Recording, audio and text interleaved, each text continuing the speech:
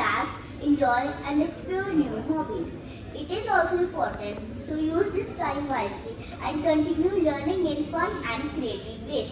I encourage all of you to read interesting storybooks, practice simple science experiments, and try your hand at art and craft. You can also enjoy outdoor games, help your parents with small household tasks, and even learn something new experiences like cooking or gardening.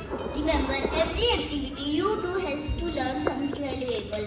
So make sure to balance fun with learning and come back with lots of new experiences to share.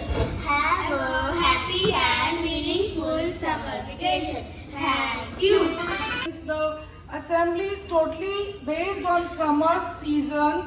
So here Vriddhi presents you with English poem on summer only. A smart and sunny summer break. Summer is here, we are full of cheer. No waking up early, the break is near. No school bells, bags or heavy shoes.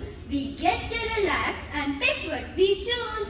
But should we just sleep and watch TV? Eat ice cream and snacks endlessly? Scroll on phones and play all day? Maybe not the smartest way. Let's paint, let's draw, let's sing and let's dance.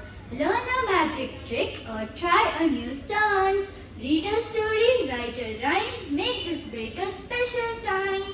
We'll read a book or two or three, build a puzzle with family, play outdoor games, run and jump, skip the screen, don't be alarmed.